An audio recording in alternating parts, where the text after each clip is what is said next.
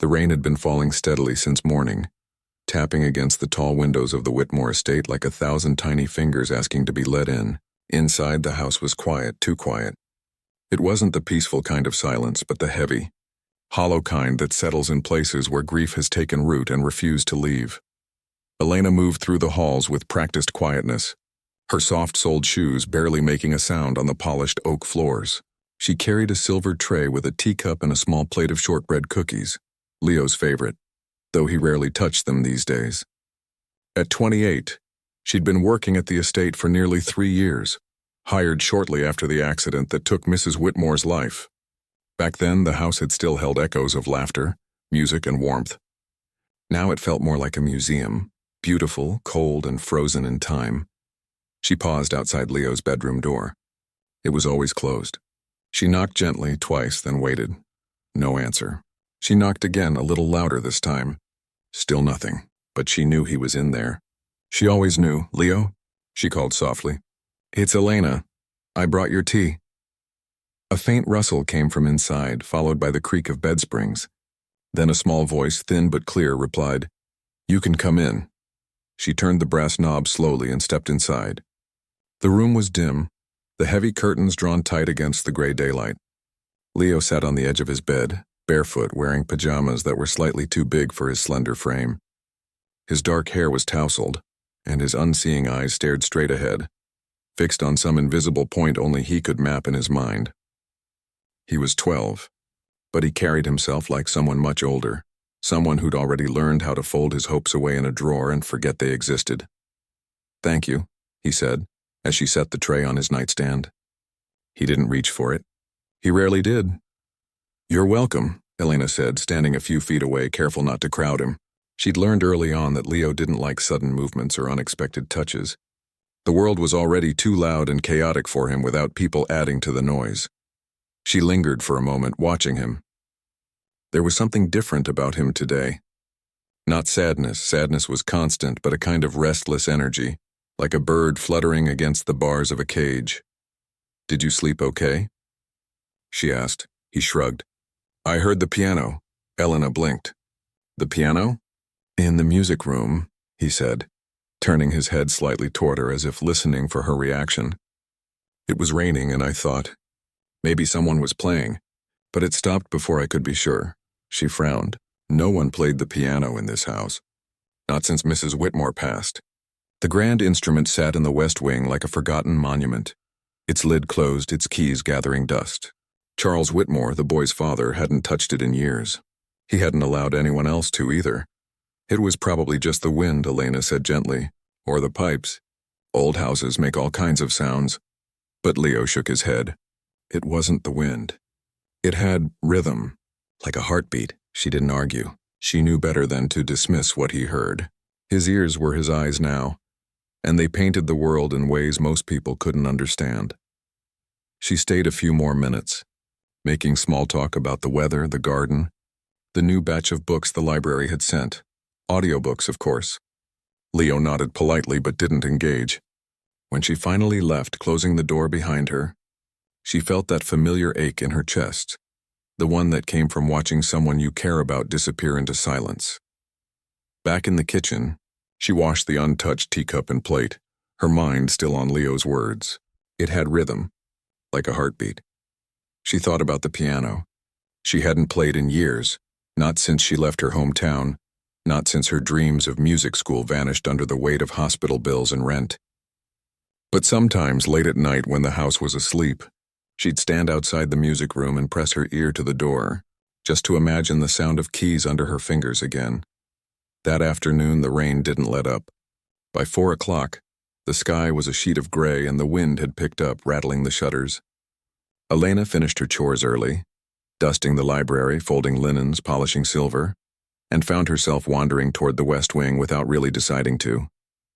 Her feet seemed to know the way. The music room door was slightly ajar. She pushed it open and stepped inside. Dust motes floated in the slanted light from the one uncovered window. The piano sat in the center of the room, its dark wood gleaming faintly. She walked over to it, ran a hand along the smooth surface of the lid, then slowly she lifted it. The keys were ivory and ebony, cool under her fingertips. She pressed one, middle C, and the note rang out, clear and warm, filling the quiet room like a sigh. She hadn't realized how much she'd missed it. She sat down on the bench, adjusted her posture, and played a simple scale. Then another. Her fingers remembered what her mind had tried to forget. She played a folk tune her grandmother used to hum, then a lullaby from her childhood. The music wasn't perfect, she was rusty, but it felt alive. For the first time in years, she felt like herself. She didn't hear him come in. "Is that you?" Leo's voice came from the doorway, quiet but steady. Elena froze, her hands hovering over the keys. Her heart hammered. "Leo! I didn't know you were—" "I followed the sound," he said, stepping inside. He moved carefully, one hand trailing along the wall until he reached the piano. "It's you, isn't it?" "You're the one who plays," she swallowed. I was just dusting. I didn't mean to." "No," he interrupted, his face lighting up in a way she hadn't seen in months. "Don't stop, please," she hesitated. This was against every rule. She was the help. She wasn't supposed to be in here, let alone playing the family's piano. If Mr. Whitmore found out. But then she looked at Leo, really looked at him. His whole body was leaning forward, his ears tuned like radar dishes, his expression open and eager in a way that broke her heart and mended it at the same time. "Okay," she said softly, "but just for a minute." She played another short piece, something gentle, flowing. When she finished, Leo exhaled like he'd been holding his breath. "That was like water," he said. "Like rain falling on leaves," she smiled. "You have a good ear." "I want to try," he said suddenly. Elena blinked. "Try what?" "Play like you," her stomach twisted. "Leo, I don't think—" "Please," he said, his voice dropping to a whisper. "Dad says I can't. He says it's too hard for someone like me. But I heard it. I can feel it in my chest when you play." She looked at his hands, small, pale, trembling slightly with excitement. She thought of all the things he couldn't do. Ride a bike, read a book, see the ocean. But music? Music didn't need eyes.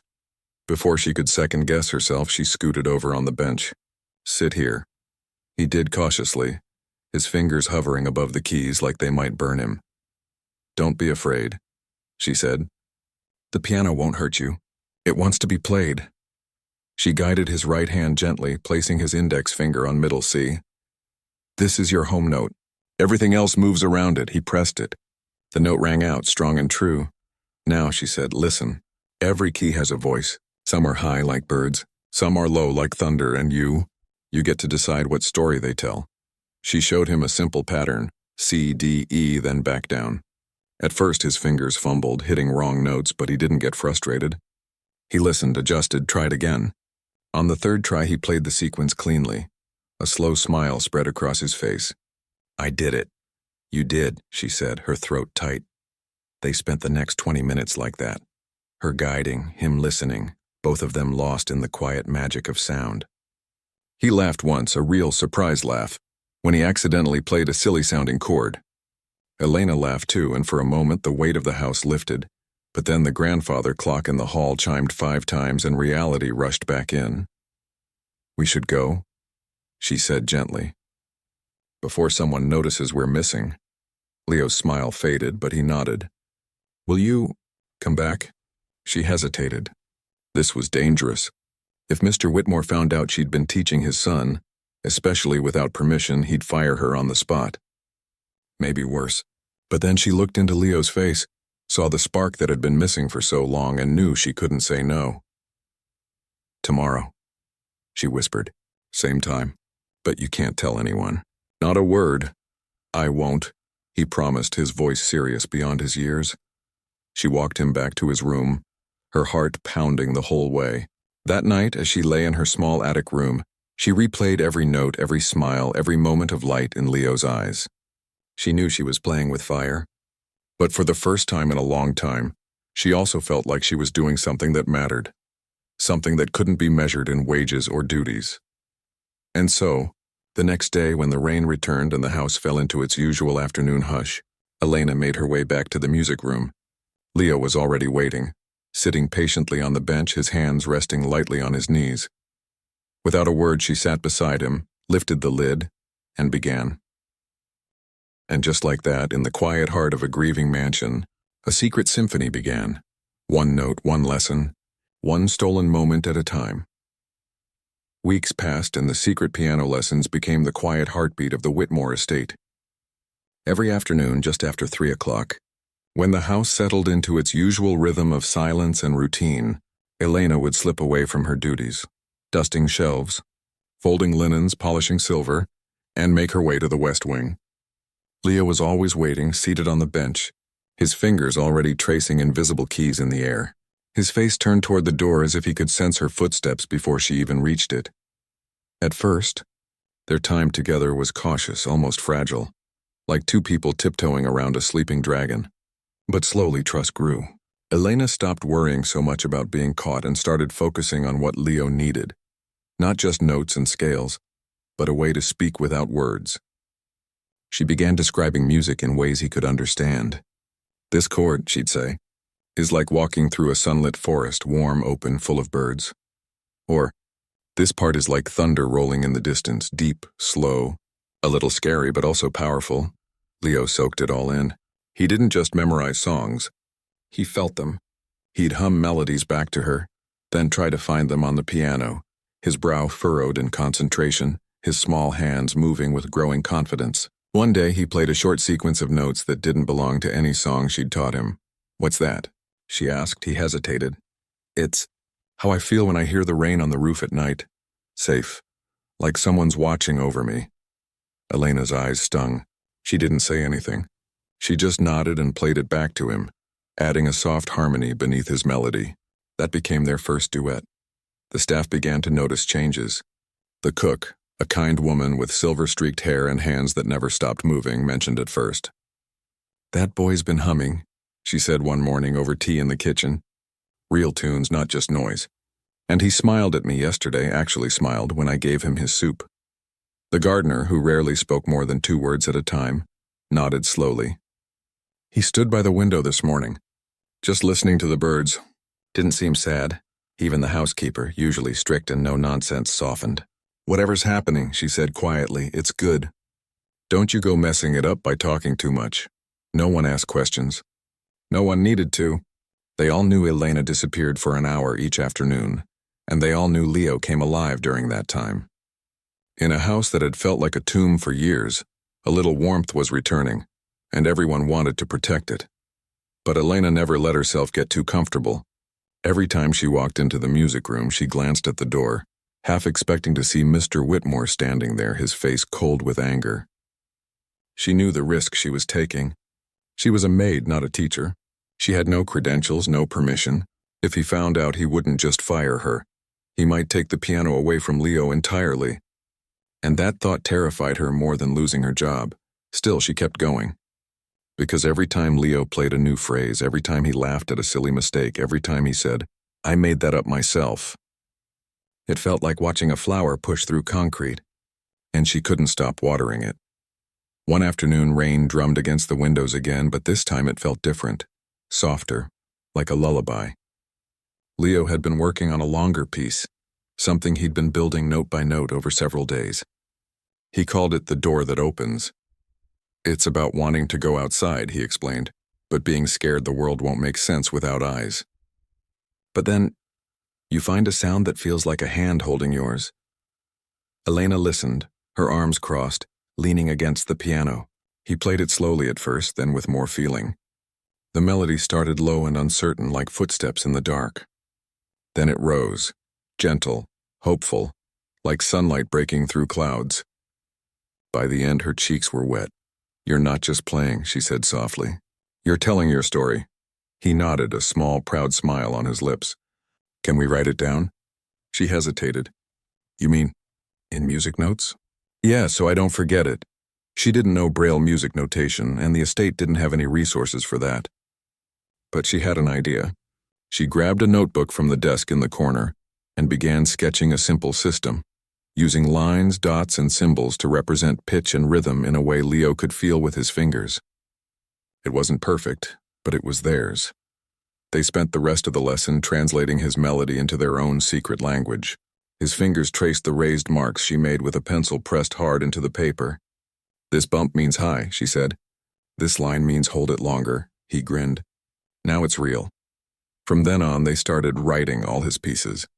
The notebook filled quickly, with songs about the wind, the smell of books, the sound of his mother's voice, a memory he held onto like a treasure, and even one called Elena's Hands, which made her blush and change the subject. Meanwhile, life in the rest of the house continued as usual. Mr. Whitmore remained distant, buried in meetings, phone calls, and late-night flights. He'd check on Leo once a week, always brief, always formal. "How are your studies?" he'd ask. "Are the tutors treating you well?" Leo would give short answers, and his father would nod, satisfied, and leave. He never asked about music. He never even glanced at the closed piano lid. Elena sometimes wondered if he even remembered it was there. But one evening, as she was folding towels in the laundry room, she overheard a conversation between Mr. Whitmore and his assistant in the hallway. Still not responding to the new therapist, the assistant was saying. "He sits there, polite but doesn't engage." Mr. Whitmore sighed, the sound heavy with exhaustion. "I don't know what else to do. I've tried everything. Specialists, programs, even that music therapy group last year." He shut down completely. Elena froze, a towel half folded in her hands. "Maybe he just needs time," the assistant offered gently. "Time?" Mr. Whitmore's voice cracked slightly. "It's been 4 years. How much more time does he need before he stops disappearing on me?" There was a long pause. Then quieter.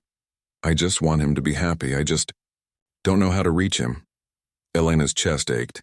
She'd always seen him as cold, distant, maybe even cruel for keeping Leo so isolated. But now she heard something else: grief, guilt, helplessness. He wasn't ignoring his son out of indifference. He was lost, just like Leo. Only he didn't have music to guide him. That night she lay awake, thinking. Maybe she wasn't just helping Leo. Maybe in some small way she was keeping a door open for both of them. The next day, Leo surprised her. Instead of waiting for her to start the lesson, he sat down and played a new piece without prompting. It was more complex than anything he'd done before. Shifting rhythms, unexpected pauses, a melody that twisted and turned like a winding path. When he finished, he turned toward her. "What did you hear?" She took a breath. "I heard someone searching, but not scared, determined," he nodded. "It's about finding your way even when you can't see the path." She smiled. "You're getting really good, you know. I have a good teacher." She laughed softly. "I'm not a real teacher. You're the best one I've ever had." The words settled deep inside her, warm and weighty. She thought about her own childhood, practicing on a broken keyboard in her tiny apartment, dreaming of concert halls, scholarships, a life filled with music. That dream had faded when her mother got sick, when bills piled up, when survival became the only melody that mattered. She'd buried that part of herself so deep she almost forgot it existed. But here, with Leo, it was waking up again, not as a performer, but as a guide. And maybe that was enough. As the weeks turned into months, their lessons grew longer, richer. They explored different styles: classical, jazz, even simple pop tunes Leo had heard on the radio. He loved improvising, making up stories with his fingers. One day he played a piece that sounded like a storm chasing a rainbow. Another sounded like a cat chasing its tail, playful, looping, full of joy. The staff started leaving little gifts near the music room: a cup of tea on the piano, a fresh notebook, a small potted plant on the windowsill. No one said anything, but the message was clear. "We see you. We're with you." Even the old house seemed to lean in, as if holding its breath to listen. But secrets, no matter how tender, can't stay hidden forever. One afternoon, just as Leo was finishing a new composition, the sound of footsteps echoed in the hall, firm, fast, unfamiliar at this hour. Elena's blood ran cold. It wasn't the cook's shuffle or the gardener's slow tread. This was someone who owned the floor. She quickly closed the piano lid with a soft click. "Leo, go to your room now." He didn't argue. He stood, moved swiftly but quietly toward the door, his hand brushing the wall for guidance. Just as he slipped out, the footsteps stopped outside. Elena's heart pounded so hard she could hear it in her ears. The door opened. It wasn't Mr. Whitmore, it was the new security manager, a tall man with sharp eyes and a no-nonsense air. He'd been hired a month ago to modernize the estate's systems. "Everything all right in here?" he asked, glancing around. "Yes," Elena said, forcing her voice to stay calm. "Just doing a deep clean. Dust gets into everything." He nodded, but his gaze lingered on the piano. I heard music earlier. She kept her face neutral. Must have been the radio in the kitchen. Cook likes old songs. He didn't look convinced, but he didn't press. Mr. Whitmore's coming home early today. Big meeting got canceled. Just a heads you. Thank you, she said. He left, but the warning hung in the air like smoke. Elena stood still for a long moment, then hurried to Leo's room.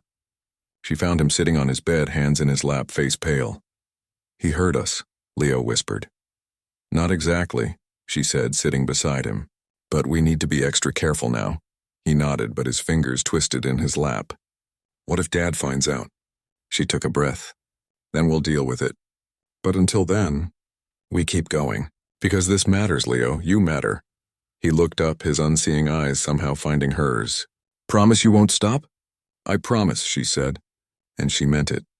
That evening, as she walked back to her room, she passed the grand staircase and saw Mr. Whitmore in the study below, pouring himself a drink, staring out the window at the darkening garden.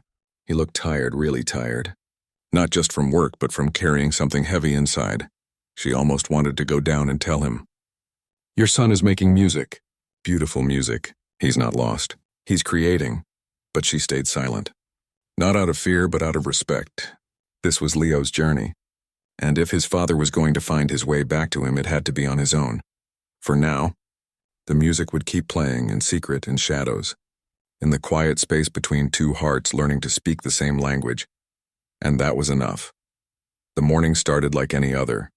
Gray light filtering through the curtains, the distant hum of the estate waking up, the smell of coffee drifting from the kitchen. Elena tied her apron, checked her list of chores, and tried to ignore the knot in her stomach. The security manager's warning still echoed in her mind. Mr. Whitmore was coming home early today. That wasn't unusual. He changed his schedule all the time. But something about the way the man had looked at the piano made her uneasy.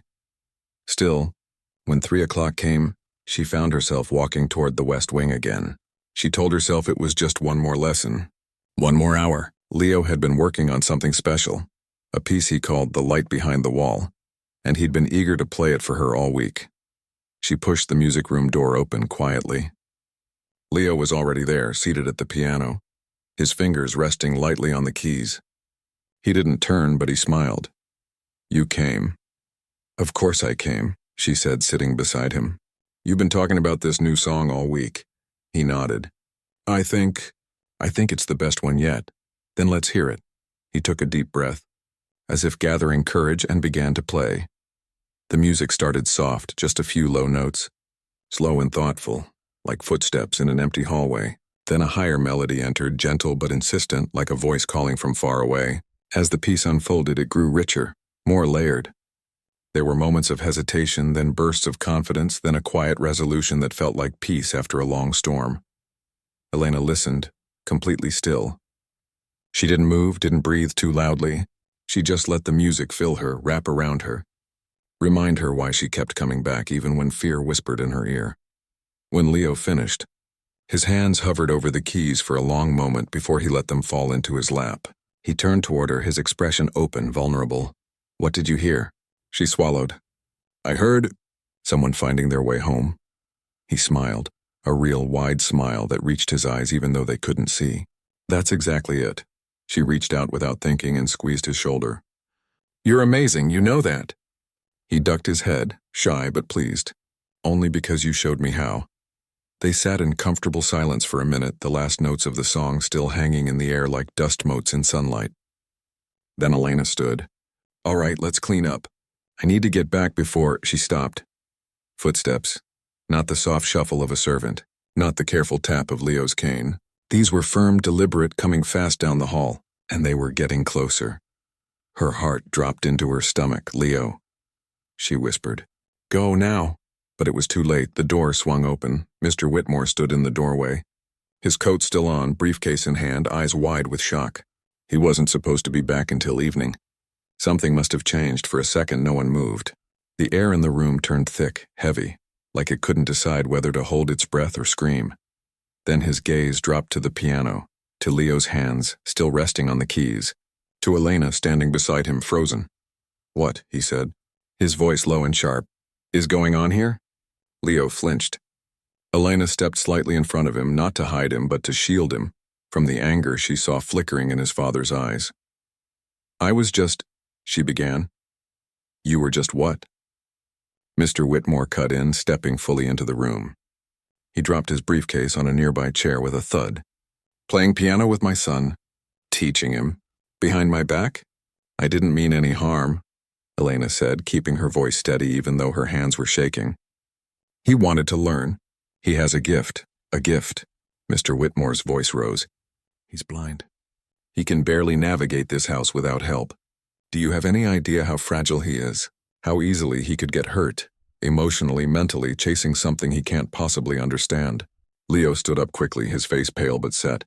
I can understand it, Dad, better than you think. Mr. Whitmore turned to him, startled. Leo, no, Leo said, his voice stronger than Elena had ever heard it. You never let me try. You said music was too hard, too complicated. But it's not, it's how I talk when words aren't enough. His father stared at him, mouth slightly open, as if seeing him for the first time in years. Elena took a breath. Sir, I know I overstepped. I should have asked. But I couldn't watch him sit in that room day after day, feeling like the world had nothing for him. Music gave him something real, something he made himself. Mr. Whitmore's jaw tightened. He looked from Leo to Elena and back again. The anger was still there, but now it was mixed with something else. Confusion, maybe even fear. You had no right, he said, but the words lacked their earlier force. I had every right, Elena said quietly. Not as a maid, but as someone who cares about him. The room fell silent. Outside, the wind picked up, rattling the window pane. Leo reached out blindly, searching, and found Elena's arm. He gripped it tightly, not out of fear, but solidarity. Don't make her stop, he said, his voice breaking just a little. Please. Mr. Whitmore looked at his son's hand on Elena's sleeve. He looked at the open piano. He looked at the small stack of notebooks on the bench, filled with their homemade notation, Leo's compositions, their shared language for the first time. He seemed to really see what was happening in this room, but then his expression hardened again. This ends now, he said. No more lessons. No more piano. You, he said, pointing at Elena, will return to your duties. And you, he said to Leo, will go back to your tutors. Leo's face crumpled. Dad, that's enough. Elena felt a surge of protectiveness so strong it almost choked her. But she didn't argue. She knew better. Arguing would only make things worse. She turned to Leo and gently pried his fingers from her arm. It's okay, she whispered. Go on. He hesitated, then nodded. Slowly, carefully, he walked toward the door, one hand trailing along the wall. When he passed his father, he didn't look up. He just kept walking. When he was gone, Mr. Whitmore turned to Elena. You're lucky I don't fire you on the spot. I know, she said. You took advantage of his vulnerability. No, she said, meeting his eyes. I gave him a voice. You just didn't hear it? He flinched, almost imperceptibly. She didn't wait for a response. She walked past him out of the music room down the hall, her heart pounding so hard she thought it might burst. She went straight to her room, shut the door, and sat on the edge of her bed, staring at the floor. She expected to feel angry, or scared. But mostly she felt sad. For Leo, for herself, for the father who loved his son but didn't know how to reach him. That evening, dinner was served in silence. Leo didn't come down. Mr. Whitmore ate alone in the dining room, barely touching his food. The staff moved like ghosts, speaking only when necessary. Later, as Elena was washing dishes in the kitchen, the cook came up beside her. Heard what happened, the cook said softly. Drying a plate, Elena nodded, not looking up. He'll come around, the cook said. Fathers always do, eventually. But Elena wasn't so sure. The next morning, she avoided the West Wing entirely. She stuck to her chores, kept her head down, didn't look toward Leo's room. She told herself it was for the best. She'd done what she could. Now it was out of her hands. But at lunch, the housekeeper handed her a note. From him, she said, nodding toward the stairs. Elena opened it with trembling fingers. It was written in Leo's careful, uneven handwriting, something he'd practiced just to be able to write her messages. I'm sorry. I tried to talk to him. He won't listen. But I won't forget the music. Thank you for showing me I'm not broken. Tears blurred her vision. She folded the note and tucked it into her pocket right over her heart. Days passed. The house felt colder again. Leo stayed in his room. The piano remained closed. Elena went about her work like a machine, efficient, quiet, empty. But Mr. Whitmore, he changed. He started appearing at odd hours. In the library, in the garden, even standing outside Leo's door once, just listening. He didn't knock. He didn't speak. He just stood there as if trying to remember how to be a father. One night, long after everyone had gone to bed, Elena couldn't sleep. She got up, wrapped a shawl around her shoulders, and wandered downstairs for a glass of water. As she passed the study, she saw a light under the door. Curious, she peeked in. Mr. Whitmore was sitting at his desk, surrounded by papers, but not business documents. They were Leo's notebooks, the ones from the piano bench. He was flipping through them slowly, tracing the raised lines and dots with his finger, his face unreadable. He didn't notice her. She backed away quietly and returned to her room. The next morning, she found a single sheet of music paper on her pillow. On it, in neat handwriting, was a simple melody, just a few bars. At the bottom, a note. "Can you help me understand this?" It was signed with his initials. Her hands shook as she held it. That afternoon, instead of avoiding the West Wing, she walked straight to the study. She knocked. "Come in," he said. She stepped inside. He was standing by the window, hands in his pockets. "I found these in the music room," he said, nodding to the notebooks on his desk. "I didn't even know he was writing music." "He's been composing for months," she said. "He played something the other day," Mr. Whitmore said, his voice rough. "Before I interrupted. It was beautiful. I didn't realize. He's been waiting for you to listen," Elena said gently. He turned to her, his eyes tired but open. "I don't know how to fix this." "You don't have to fix it," she said. "You just have to be there." He was quiet for a long time. "Then will you keep teaching him?" She looked at him, surprised. "I mean it," he said. "Officially, with pay. With respect. Whatever you need." She thought about it. Not just for herself, but for Leo. This wasn't just about lessons anymore. It was about healing. "Yes," she said. "But only if you're part of it too." He frowned. "I don't know anything about music." "You don't have to," she said. "You just have to sit in the room, listen, let him show you who he is." He nodded slowly. "All right." That evening, for the first time in years, Mr. Whitmore knocked on Leo's door. "Can I come in?" he asked. There was a pause. Then softly, "Okay." Elena didn't witness what happened inside. But later she saw them walking together toward the music room. Leo's hand on his father's arm, not the other way around. And when the piano lid opened that night, it wasn't just Leo playing. It was the beginning of something new. That night, after the piano lid had been closed and the house settled back into quiet, Mr. Whitmore didn't go to his study or his bedroom. He sat alone in the dim glow of the hallway outside Leo's room, a cup of cold tea in his hands, staring at the door like it held answers he'd spent years too afraid to ask for. He replayed the evening in his mind, how Leo had hesitated before letting him in, how his voice had been careful at first, guarded, like he was testing the air to see if it was safe.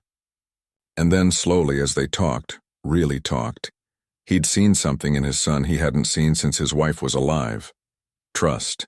Not just obedience. Not just polite silence. Trust. Leo had told him about the music, the way each note felt like a color he couldn't see but could still understand, how composing made him feel like he wasn't missing anything, just experiencing the world differently. He'd even played a short piece for him, right there on the small keyboard he kept by his bed. It was simple, but it carried a weight that left Mr. Whitmore breathless. And then Leo had said something that stuck with him like a splinter in his chest. "I thought you didn't want me to be happy. I thought you were ashamed of me." The words had hit him like a punch. He'd tried to speak, to explain, but nothing came out right. All he could manage was, "I was scared. I didn't know how to help you." Leo had nodded as if he'd known that all along. Now, sitting in the dark hallway, Mr. Whitmore felt the full weight of his own absence, not just in time, but in presence. He'd been physically there, yes, signing checks, arranging tutors, making sure the house ran smoothly. But he hadn't been with his son. Not really. He'd let grief build walls so high he forgot there was a child on the other side, waiting for someone to climb over. He finished the cold tea and stood. He didn't go to bed. Instead, he walked to his study, turned on the lamp, and pulled out the security footage drive from the past month. He'd never reviewed it before. Too busy, too distracted. But tonight he needed to see what he'd missed. He sat at his desk, clicked play, and watched. At first, it was just empty hallways, silent rooms. Then one afternoon, the music room door opened. Elena stepped in, followed by Leo. What unfolded over the next few weeks of footage wasn't just piano lessons. It was a quiet revolution. He saw Elena kneel beside Leo, guiding his fingers with infinite patience. He saw her laugh when he hit a wrong note and turned it into a joke. He saw Leo's face light up when he finally played a phrase correctly, his whole body straightening, his smile wide and unguarded. He saw them hunched over notebooks, heads close together, creating their own language of bumps and lines so Leo could read his own music. But more than that, he saw tenderness. Not pity, not duty. Real human tenderness, the kind that doesn't ask for anything in return. In one clip, Leo stumbled getting up from the bench. Elena didn't rush to help. She just said, "Take your time. The piano isn't going anywhere." And Leo, after a moment of frustration, found his balance on his own. The pride on his face was unmistakable. In another, it was raining hard outside. Leo played a piece that sounded like thunder and wind, and when he finished, he turned to Elena and said, "That one's for my mom." She didn't say anything. She just put a hand on his shoulder and stayed quiet with him. And in that silence, Mr. Whitmore saw what he'd failed to give his son: space to grieve, and someone to grieve with. By the time the footage ended, his cheeks were wet. He sat back, stunned. All this time, he'd been searching for experts, programs, specialists, anyone who could fix his son.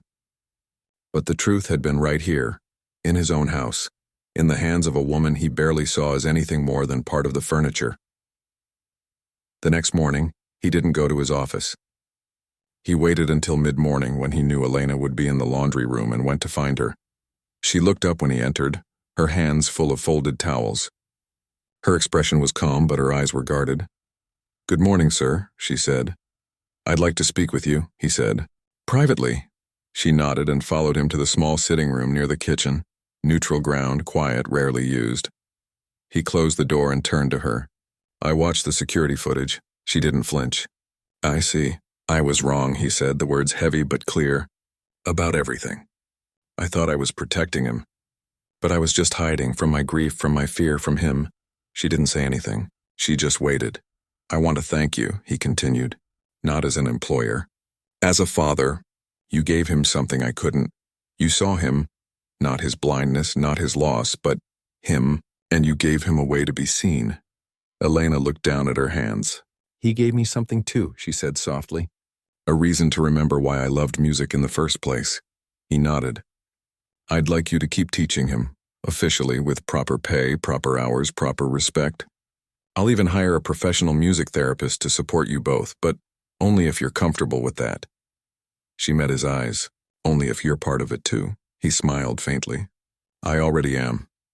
From that day on, everything changed, not all at once, but steadily, like dawn breaking after a long night. Mr. Whitmore started joining the lessons. At first, he sat in the back of the room, silent, just listening. Then he began asking questions. "What does that chord mean to you, Leo? Or how did you decide to end it there?" Leo, at first surprised, slowly opened up, explaining his choices like a painter describing a canvas. One afternoon, Mr. Whitmore asked Elena if she could teach him a few basics. "I don't need to be good," he said. "I just want to understand what he's doing." So she showed him how to find middle C, how to play a simple scale. His fingers were stiff, unused to such delicate work, but he practiced every evening after dinner alone in the music room, long after everyone else had gone to bed. Leo noticed. He didn't say anything at first, but one day during a lesson, he played a short duet part alongside his father's clumsy notes, weaving his melody around the older man's hesitant chords until they sounded like one voice. Mr. Whitmore looked up, stunned. "You wrote that for me?" Leo nodded. "It's called First Steps." The room fell quiet. Even Elena had to look away. The house itself seemed to shift. The heavy curtains in Leo's room were opened during the day, letting in light and birdsong. Mr. Whitmore started eating dinner with his son every night, not just on Sundays. They talked about music, about books, about the weather, about nothing and everything. The staff noticed the change, too. The cook began leaving extra cookies shaped like musical notes. The gardener planted fragrant flowers near Leo's window so he could hear the garden through scent. The housekeeper stopped calling Elena the maid and started saying Miss Elena when she passed her in the hall. But the biggest change was in Leo. He stood taller. He spoke more. He laughed, real bubbling laughter that echoed through the halls like music itself. He started composing longer pieces, more complex, full of emotion and imagination. One was about the sound of his father's voice when he finally said, "I'm proud of you." Another was about the feeling of wind on his face during their first walk together in the garden in over a year. Elena watched it all with a quiet joy that filled her in ways she hadn't expected. She'd come to this house to earn a living. She never imagined she'd help rebuild a family. One evening, as she was leaving the music room after a lesson, Mr. Whitmore stopped her. "There's a charity gala next month," he said, "for children with visual impairments. They're looking for performers." She raised an eyebrow, and he took a breath. "Leo wants to play," her heart leapt. "Is he ready?" "He says he is." "And I believe him," she smiled. "Then I'll help him prepare." The next few weeks were intense. Leo chose the piece he wanted to perform, Elena's Light, the first melody he'd ever composed on his own. He practiced tirelessly, refining every note, every pause. Elena worked with him on expression, on pacing, on how to connect with an audience even when you couldn't see them. Mr. Whitmore arranged for a rehearsal space that mimicked the gala stage. He even hired a small audience of staff members to sit and listen, so Leo could get used to playing for more than just the three of them. The night before the gala, Leo was nervous. He sat on the edge of his bed, twisting his hands. "What if I mess up?" he asked. Elena sat beside him. "Then you'll keep playing. Music isn't about being perfect. It's about being honest." He nodded. "Will you be there?" "Front row," she said. He reached out and found her hand. "Thank you. For everything." She squeezed his fingers. "You did the hard part, Leo. You kept going even when no one believed you could." He smiled. Someone believed. And in that moment she knew this wasn't just his journey. It was theirs. The next day the house buzzed with quiet excitement. Mr. Whitmore wore a suit he hadn't touched in years. Elena borrowed a simple black dress from the housekeeper. Even the cook packed a small bag of calming tea for the nerves. When they arrived at the gala hall, it was filled with people, parents, teachers, children, all connected by the same kind of courage Leo had shown every day. Leo walked onto the stage with his father's hand on his elbow, but when he reached the piano, he sat down on his own. The room fell silent. He placed his hands on the keys, took a breath, and began to play. The music filled the hall, tender, strong, full of light and longing and hope. People leaned forward in their seats. Some wiped their eyes. Others held their children a little tighter. When he finished, the silence lasted a heartbeat. Then the room erupted in applause. Leo stood, turned toward the sound, and bowed. In the front row, Mr. Whitmore was crying openly. Elena watched him, her own tears falling, and realized something. Healing wasn't a single moment. It was a series of small choices, showing up, listening, trying again, and they'd all chosen well. Later, as they walked back to the car under a sky full of stars, Leo reached for both of their hands. "I'm glad you're both here," he said simply. And for the first time in a long time, his father didn't just hear the words, he understood them. The applause didn't stop right away. It rolled through the hall like a wave, rising and falling, filling the space with warmth that no spotlight could match. Leo stood at the piano, head slightly tilted, hands resting on the closed lid, letting the sound wash over him. He couldn't see the crowd, but he could feel it, the energy, the emotion, the shared breath of hundreds of people moved by something he'd made with his own hands. Backstage, Elena pressed a hand to her chest as if to keep her heart from leaping out. She hadn't cried this hard since her mother's funeral, but these tears were different, lighter like rain after a drought. Beside her, Mr. Whitmore wiped his eyes with the back of his hand, not bothering to hide it. He looked older, yes, but also softer, like a man who'd finally stopped carrying a weight he was never meant to bear alone. After the performance, people came up to them, strangers with kind eyes and quiet voices. A woman with a white cane and a young boy holding her hand said, "My son wants to learn piano now. Thank you for showing him it's possible." A teacher from a school for the blind asked if Leo would consider visiting sometime. Even the event organizer, usually all business, hugged Leo gently and whispered, "You gave us more than music tonight. You gave us hope." Leo answered each person with a quiet "thank you" and a small smile. But his fingers kept drifting back to the sheet music in his pocket. Elena's Light, now creased and worn from rehearsal. He didn't say much, but he didn't need to. His music had already spoken. On the drive home, no one talked much. The car moved through the city streets, past glowing shop windows and quiet parks, the hum of the engine a gentle backdrop to their thoughts. Leo sat between them, one hand resting on his father's arm, the other holding Elena's. It wasn't planned. It just happened, like the music, like the trust, like everything else that had grown between them without fanfare. When they got back to the estate, the house felt different, not just because it was late and the lights were low, but because something inside its walls had shifted. The silence wasn't heavy anymore.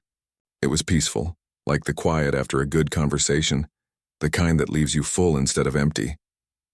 The next morning, Elena woke to a soft knock on her door. She opened it to find Leo standing there, dressed in fresh clothes, hair neatly combed, holding a small wrapped package. "For you," he said, offering it with both hands. She took it, surprised. "What's this?" "Open it." Inside was a simple wooden frame. In it, a single sheet of paper, his original composition, Elena's Light, now professionally transcribed into both standard notation and Braille music. At the bottom, in careful handwriting, he'd written, "For the one who taught me that darkness isn't empty, it's full of sound." She couldn't speak. She just hugged him, tight, and he hugged back without hesitation. Later that day, Mr. Whitmore called her into the study. He didn't sit behind his desk this time. He stood by the window, hands in his pockets, looking out at the garden where Leo was sitting on a bench, face turned toward the sun. "I've been thinking," he said, "about what comes next." Elena waited. "I want to turn the music room into something more," he continued. "Not just for Leo, but for others like him. Kids who've been told they can't, or shouldn't, or won't understand. I'll fund it. Proper instruments, trained teachers, accessibility features. But I want you to lead it." She blinked. "Me? You've already done the hardest part," he said, turning to her. "You saw what no one else did. You believed when it mattered most. That's not something you learn in a classroom. That's something you carry in your heart." She looked down, overwhelmed. "I don't have a degree. I'm not—" "You're exactly who they need," he interrupted gently. "Not a title. A person who listens." She thought about it. The idea of helping more children find their voice the way Leo had. It felt bigger than a job. It felt like a calling. "Okay," she said, "but only if Leo helps design it." "He knows what works," Mr. Whitmore smiled. "He already has ideas. He's been sketching layouts in his notebook." Over the next few months, the west wing of the estate transformed. The grand piano stayed, but new instruments arrived. Keyboards with tactile markers, percussion sets with varied textures, even a digital station that converted sound into vibrations Leo could feel through his fingertips. Ramps were added, lighting adjusted, acoustics fine-tuned. And in the center of it all, a small plaque was mounted on the wall. "The listening room, where silence finds its song." Leo became its unofficial ambassador. He met with visiting students, played short pieces to welcome them, showed them how to read music with their hands. Some were shy at first, but when they heard him, a blind boy their age, play with such confidence, their fear melted away. Elena, now officially the program's director, watched it all unfold with quiet pride. She still wore an apron sometimes, but it was no longer just for cleaning. It had pockets for sheet music, tuning forks, and encouraging notes she'd slip into students' folders. Mr. Whitmore, meanwhile, became a regular presence, not as a distant benefactor, but as a father who finally knew how to show up. He attended every recital, helped organize fundraising events, and even learned enough piano to play simple duets with Leo during family time. He still made mistakes. Sometimes he'd talk over Leo or assume he needed help when he didn't. But he listened when corrected, and he tried again. That was what mattered. One afternoon, as autumn painted the trees in gold and red, Elena found Mr. Whitmore sitting alone in the listening room, staring at the piano. He played for his mother once, he said, without turning. Just a little tune. She recorded it on her phone. I haven't listened to it in years. Elena sat beside him. Maybe it's time. He nodded slowly. I think she'd be proud of him. She'd be proud of you too, Elena said softly. He looked at her surprised. Why? Because you chose to come back, she said. Even when it was hard. Even when you didn't know how. That's love, sir. Not perfection. Just showing up. He didn't answer right away. But later that week, he invited Leo to go through his mother's old things together. They spent an entire Saturday in the attic, sorting through boxes, sharing stories, laughing at old photos. Leo held her favorite scarf to his face and said, It still smells like her perfume. That night, he composed a new piece called The Scarf in the Sunlight. As the months passed, news of the listening room spread. Local newspapers wrote about it. A documentary crew asked to film a short segment. Mr. Whitmore agreed, but only if the focus stayed on the children, not him. Donations poured in. Not just money, but instruments, books, even volunteers who wanted to learn how to teach music to visually impaired students. But the most beautiful changes were the quiet ones. Like the day a little girl, newly blind after an illness, came in trembling, convinced she'd never do anything normal again. Leo sat with her, played a simple scale, and said, Your ears are your eyes now, and they're really good ones. By the end of the hour, she was smiling, or the time Elena overheard two boys arguing over who got to play the thunder drum next, and realized they weren't arguing about ability, but about turns, like any other kids. Or the evening Mr. Whitmore brought home takeout pizza and they all ate in the listening room, laughing as Leo tried to guess the toppings by smell, and Elena teased him for always picking pepperoni. Life wasn't perfect. There were still hard days. When Leo got frustrated with a difficult passage, when Mr. Whitmore slipped back into old habits of overprotectiveness, when Elena doubted if she was doing enough. But now they had tools they didn't before: honesty, patience, and the unshakable belief that every person, no matter their limits, has something beautiful to offer the world. A year after the gala, they held their first full student recital in the estate's garden. Chairs arranged under string lights, blankets for chilly evenings, lemonade in mason jars. Leo opened the show with Elena's Light and closed it with a brand new piece called Three Hearts. Afterward, as guests mingled and children chased fireflies, Mr. Whitmore stood on the small stage and asked for quiet. I didn't plan to say anything, he began, voice rough with emotion, but I need to say this. He looked out at the crowd, parents, teachers, neighbors, staff, friends. Then he turned to Elena and Leo.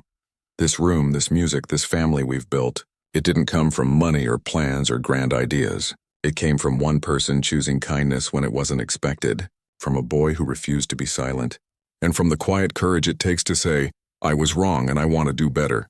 He paused, swallowed hard. So tonight I want to honor not just the music but the heart behind it. Elena, you didn't just teach my son to play piano. You taught us both how to listen. The crowd erupted in applause, but Elena wasn't looking at them. She was looking at Leo, who was beaming, and at Mr. Whitmore, whose eyes shone with gratitude, and she knew this was more than a happy ending. It was a beginning. Years later, long after the listening room had grown into a full community center with students from all over the region, people would still talk about that first recital, the night a blind boy played a song named after his maid, and a billionaire stood up and thanked her like she was the most important person in the world. But those who knew the truth understood. The real magic wasn't in the performance or the speech. It was in the daily choice to show up, to listen, to believe in someone even when the world says not to, and in that grand old house, filled now with laughter, music, and the sound of many hands learning to speak without words, that magic played on, note by note, heart by heart, day by day. The story was never supposed to have a part 6. After the garden recital, after the standing ovation, after the quiet moment under the string lights when 3 people stood together, no longer employer and employee, no longer distant father and silent son, but simply 3 hearts finally in tune, it felt complete. Like a song that had found its final peaceful chord, but life doesn't end when the music stops. It keeps going, and sometimes the most important parts happen after the applause fades. A few months later, on a crisp winter morning, Elena arrived at the listening room earlier than usual. Frost clung to the windows, and the piano bench was still cold when she sat down. She wasn't there to teach. She was there to think. She'd received a letter the day before from a music conservatory in another city.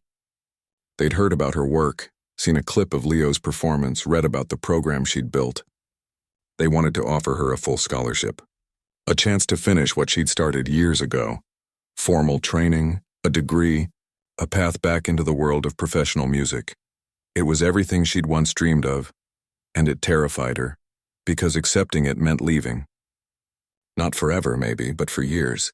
And while the listening room had grown, while new teachers had joined, while Leo was stronger than ever, she still felt like the thread holding it all together. What if it unraveled without her? She ran her fingers over the piano keys, not playing, just feeling their familiar shape. Can't sleep either. She turned. Leo stood in the doorway, wrapped in a thick sweater, his cane tapping lightly against the frame. He'd turned 14 now, taller, more confident, his voice deeper but still gentle. "Hey," she said. "What are you doing up so early?" "Dreamed I was playing a new piece," he said, walking in with easy familiarity. "Woke up and couldn't remember it. Figured I'd come try to find it again." He sat beside her on the bench, his hands hovering over the keys. Then, without warning, he played a short, haunting phrase, 3 notes rising, then falling like a sigh. "That's beautiful," she said. "It's about missing someone who's still here," he said quietly. Her breath caught. "You knew. I heard you talking to Dad last night. Through the vent?" He gave a small, sheepish smile. "I wasn't spying, it just carried." She looked away. "I haven't decided anything. But you're thinking about it." She nodded, even though he couldn't see. "It's a big chance, but I don't want to leave you, or this place." He was quiet for a moment. Then he said, "You taught me that music isn't about staying in one place. It's about moving, through notes, through feelings, through silence. If you don't go, you'll always wonder, 'But what about you?'" she asked, her voice breaking. "What if you need me?" "I'll always need you," he said simply, "but not to hold my hand, to believe in me. And you already do." Tears filled her eyes. She reached over and squeezed his shoulder. "Since when did you get so wise?" "Since I started listening," he said. And this time he smiled fully. Later that morning, Mr. Whitmore found her in the kitchen, staring into a cup of tea that had long gone cold. "He told you, didn't he?" he asked, pouring himself coffee. "He did." He sat across from her. "I saw the letter on your desk yesterday. I didn't read it, but I guessed." She looked at him, really looked. The man who once stormed into a room with anger in his eyes now carried a quiet steadiness, like someone who'd finally made peace with his own storms. "You should go," he said. "You're not just saying that?" she asked. "No," he said. "I'm saying it because I owe you more than a job. I owe you a life. You gave my son back to me. The least I can do is give you back your dream." She shook her head. "It's not that simple." "It is," he said gently. "The listening room isn't yours because you built it. It's yours because you cared. And that doesn't disappear when you leave. It grows, just like Leo did." He paused, then added, "And if you ever want to come back, whether in a year or 10, you'll always have a place here. Not as staff. As family." The word hung in the air, warm and real. In the end, she said yes. Not out of selfishness, but out of trust. In Leo, in Mr. Whitmore, in the community they'd built together. She accepted the scholarship, but only after helping hire 2 new teachers, both with experience working with visually impaired students, and spending weeks training them, sharing her methods, her notes, her heart. The night before she left, they held a small gathering in the listening room. No press, no speeches, just the people who mattered. The cook brought her famous shortbread. The gardener gave her a potted rosemary plant. "So you remember the smell of home," he said gruffly. The housekeeper pressed a hand-knitted scarf into her hands. Leo didn't give her a gift. He played for her instead, a new piece. He called it "The Door That Opens Twice." It started with the melody of Elena's Light, familiar, tender. Then it shifted, grew bolder, wider, like a path unfolding into the distance. At the end, it circled back not to the beginning, but to a new kind of home, one that held both memory and possibility. When he finished, she couldn't speak. She just hugged him tight and whispered, "Keep writing. I'll be listening."